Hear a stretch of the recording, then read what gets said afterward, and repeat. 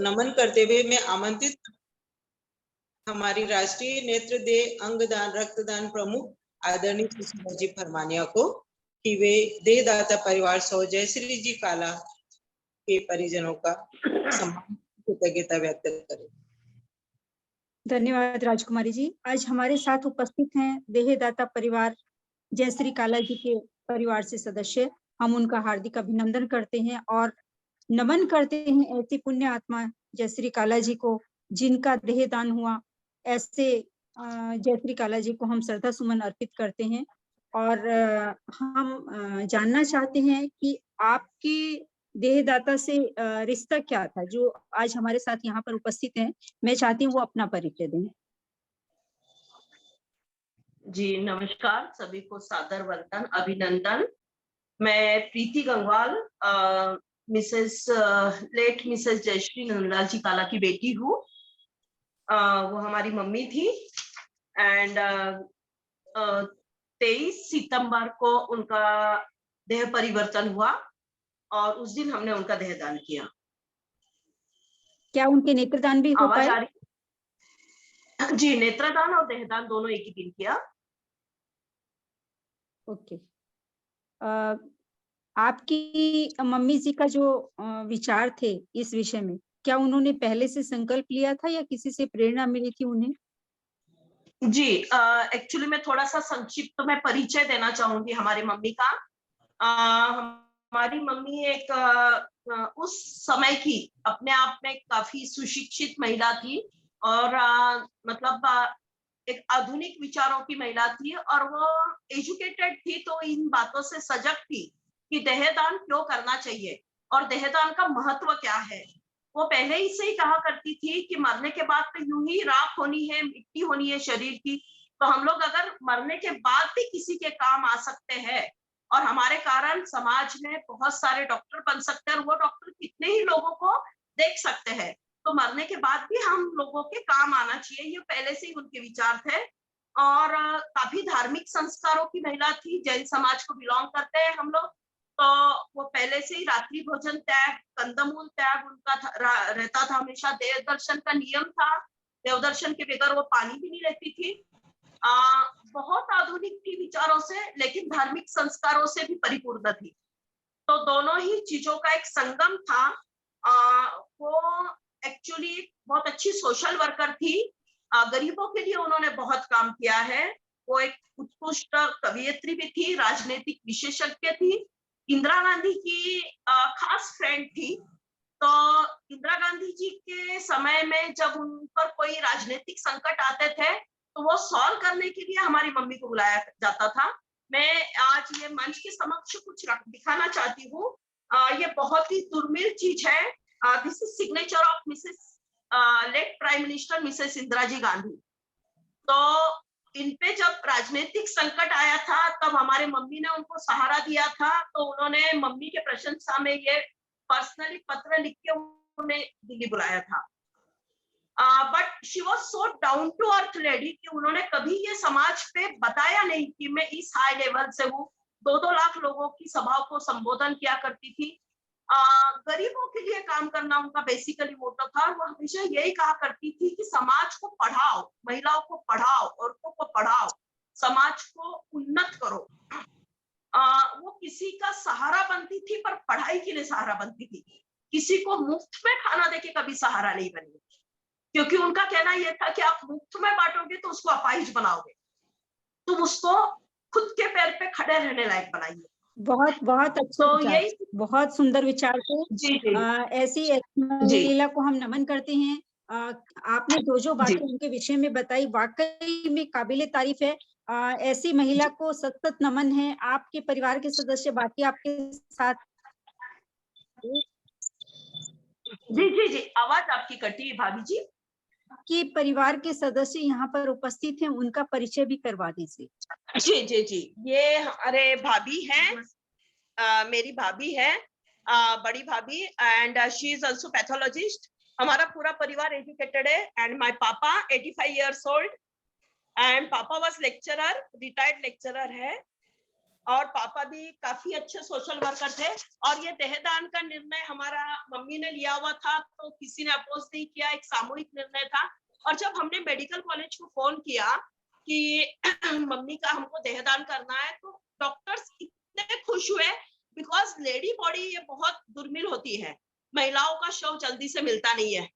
तो 2 घंटे में ही हमारी प्रोसेस कंप्लीट हो गई। सबसे बड़ी बात यह है कि हमारी मम्मी का मृत्यु सजग अवस्था में हुआ है, कि उनको पता था कि मेरी मृत्यु हो रही है। तो उन्होंने, मतलब ये मृत्यु बहुत ही दुर्मिल होती है और हमने अपनी आंखों से देखी है ये, कि उन्होंने स्वयं ही अपने सारे सब परिवारजन का त्याग किया। हमने सबने उनसे क्षमा मांगी और उन्होंने हंसते हंसते मृत्यु को स्वीकार किया। उनके मृत्यु के समय परिवार के उनके दोनों बेटी, जवाई, बहू, पति सब कुछ सामने थे। ये बहुत बड़ा सहयोग था। एक दोहा मैं कहना चाहती हूँ, जो मम्मी हमारी हमको बचपन से सुनाया करती थी, बचपन से, कि विचार लो कि मृत्यु हो न मृत्यु से डरो कभी। विचार लो कि मृत्यु हो न मृत्यु से डरो कभी, मरो परंतु यो मरो की याद जो करे सभी। बहुत बहुत बढ़िया, बहुत अच्छा, बहुत अच्छा। मरो परंतु यो मरो की याद जो करे सभी। याद जो करे सभी। वाकई में उनकी जो उपलब्धियां थी, उन्होंने जो समाज सेवा की है, उसको जिनको लाभ हुआ है वो तो कभी भूल ही नहीं पाएंगे। पर हमें भी गर्व है कि वो हमारी शाखा के सदस्य रही हैं। हम खुद गौरवान्वित महसूस करते हैं कि ऐसी विभूति को सत नमन करते हैं। आप जब मेडिकल कॉलेज में वो शरीर दान के आए, तो वहाँ का इन्वायरमेंट कैसा था? आपका बीच का आवाज कट हो गया है भाभी जी, आवाज नहीं आई थी। उनका मेडिकल कॉलेज का इन्वायरमेंट कैसा था? आप मेडिकल कॉलेज में जब दान दे के आए, कौन सी मेडिकल कॉलेज में दिया और वहाँ का इन्वायरमेंट कैसा था? हमने MGM मेडिकल कॉलेज औरंगाबाद में बॉडी डोनेट की, because we are lions club members. मैं और मेरे हस्बैंड, हम दोनों लायंस क्लब मेंबर हैं। तो वहाँ के सभी डॉक्टर्स हमारे फ्रेंड हैं, they all are lions club member. तो हमें दिक्कत नहीं गई है बॉडी डोनेट करने में। और वो लोग इतने खुश थे, देयर वेर इतने हेल्पिंग। हमने रात में एक्चुअली 8 बजे इनका बॉडी का डोनेशन किया, लेकिन उनकी तरफ से हमें इतनी अच्छी हेल्प मिली है। और आने के बाद यहाँ के जैन समाज में, औरंगाबाद के जैन समाज में, हमारी मम्मी का ये पहला किस्सा है जो बॉडी डोनेट हुई है। एक आदर्श स्थापन करके गई है वो। और मम्मी के जाने के बाद जैन समाज की इतनी महिलाएं आगे आई है और इतने पुरुष आगे आए हैं उनके एज के, और सब आकर के घर पे इंक्वायरी कर रहे हैं हमारे पास कि बॉडी डोनेशन किया कैसे जाता है, हमको भी हमारी बॉडी डोनेट करनी है। थोड़ा हमें भी बताइए कि महाराष्ट्र में क्या प्रक्रिया है बॉडी डोनेशन की, कुछ शब्दों में। एक्चुअली ऐसा है कि यहाँ पहले तो आपको बॉडी डोनेशन के लिए फॉर्म भरना होता है, बट हाँ, अगर आपका फॉर्म भरा हुआ नहीं है और उनकी रिक्वायरमेंट है, उनके पास अगर वैकेंसी है, बॉडी रखने के लिए जगह है, तो वो ऑन द स्पॉट, और आपकी बॉडी डैमेज नहीं है, मतलब जैसे एक्सीडेंट बॉडी नहीं है या बहुत बड़ी बीमारी से ग्रस्त वाली बॉडी नहीं है, तो वो बॉडी इजीली एक्सेप्ट कर लेते हैं। तो मम्मी, उनकी डेथ के बाद आपके परिवार की क्या प्रतिक्रिया है? क्या और भी कोई इस काम के लिए तैयार हो रहा है? जी, मैं, मेरे हस्बैंड, माय पापा एंड माय ब्रदर और हमारी भाभी, हम सभी का देहदान का संकल्प है। और ये हमारे घर का ये पहला देहदान नहीं है, ये पिछले 1.5 साल में हमारा ये तीसरा देहदान है हमारे परिवार से। हमारी मौसी का भी भुसावल में हमने देहदान किया है और हमारी नानी जी का भी भोपाल में हमने देहदान किया है। बहुत बढ़िया। हम तो ये आपने पूरी पारिवारिक परंपरा बना ली है, इसके लिए आपके परिवार को सत नमन करते हैं और वंदन करते हैं। ऐसे परिवार हमारे साथ जुड़े हुए हैं। पुष्पा सुराणा जी हिंगोली से आपकी मम्मी की फ्रेंड थी शायद, उनसे आपको कुछ। बेसिकली पुष्पा आंटी और मम्मी, इन दोनों ने मिलकर अखिल भारतीय मारवाड़ी संघ का स्थापना करी थी लॉन्ग बैक। तो हमारी मम्मी काफी एक्टिव मेंबर थी हिंगोली के अंदर। उन्होंने आदर्श महिला मंच का भी स्थापन किया था। और एक्चुअली जब मम्मी की डेथ हुई, तब we all are Hingoli family, हम लोग सब हिंगोली को बिलोंग करते हैं, we all are Hingoli family.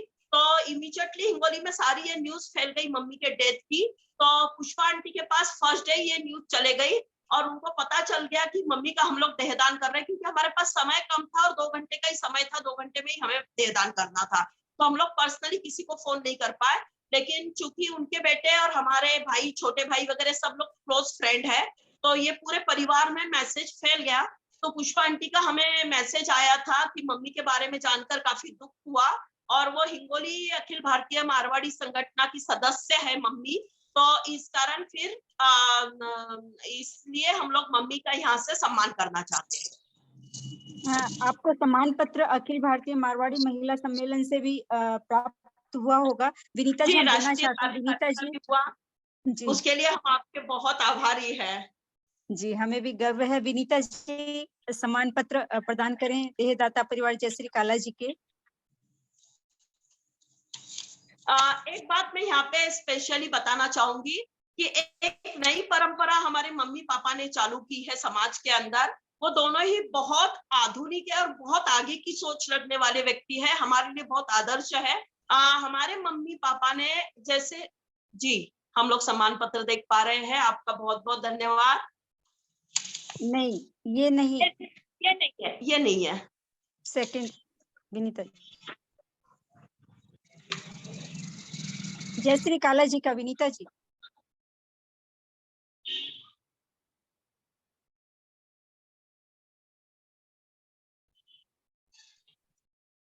ये नहीं आ पा रहा है।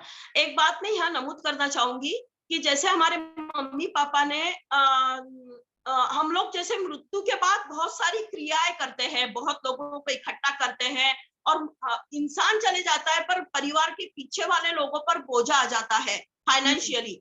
इस प्रथा को तोड़ते हुए हमारे मम्मी पापा ने आज से 5 वर्ष पूर्व मृत्यु पूर्व भोज की एक संकल्पना रखी, और मृत्यु पूर्व भोज में उन्होंने हमारे परिवार के या उनके जो पहचान के हैं इन सभी लोगों को इकट्ठा करके उनके साथ अच्छे से समय स्पेंड किया, और अपने तरफ से जो भी दान पुण्य करना था गरीब बच्चों को, अनाथ आश्रम को, अपंग विद्यालय को, नेत्रहीनों को, इनको सबको दान पुण्य करके आने वालों का यथाचित सत्कार करके वहीं सबसे हाथ जोड़ के माफी मांगी और अपने जीवन यात्रा पर निकल चले, ताकि इनके मृत्यु के बाद, मम्मी के मृत्यु के बाद हमने हमारे सारे परिवारजनों से यही कहा कि अपने स्थान से उनके आत्मा की शांति के लिए प्रार्थना करें, और हमारे घर में फिर किसी प्रकार का आवागमन नहीं रहा, और हमारे यहाँ सिर्फ एक शांति बैठक करके किसी भी प्रकार की क्रियाक्रम नहीं हुआ। ओके, ये भी एक नई बात आपने बताई। आजकल लोग गो दान का तो समझते हैं कि भाई मृत्यु के बाद पता नहीं क्या होगा, जीते जी गोदान कर दें, पर जो आपने सामूहिक भोज की बात कही, ये भी अति उत्तम कार्य है कि हम जीते जी लोगों को नहीं पूछते हैं और मृत्यु उपरांत उनकी हम गंगा पूजी करते हैं। तो ये अति उत्तम बात आपने बताई है। समय की मांग के अनुसार ये सब चीजें बहुत जरूरी हैं। तो आपके परिवार का हम तहे दिल से शुक्रिया अदा करते हैं, धन्यवाद करते हैं। ऐसी पुण्य आत्मा को पुण्य हम श्रद्धा सुमन अर्पित करते हैं, और उम्मीद करते हैं कि अखिल भारतीय मारवाड़ी महिला सम्मेलन के साथ आपके परिवार का ये सफर यूं ही जारी रहेगा। धन्यवाद जी, थैंक यू वेरी मच। आपके पूरे परिवार का बहुत बहुत धन्यवाद।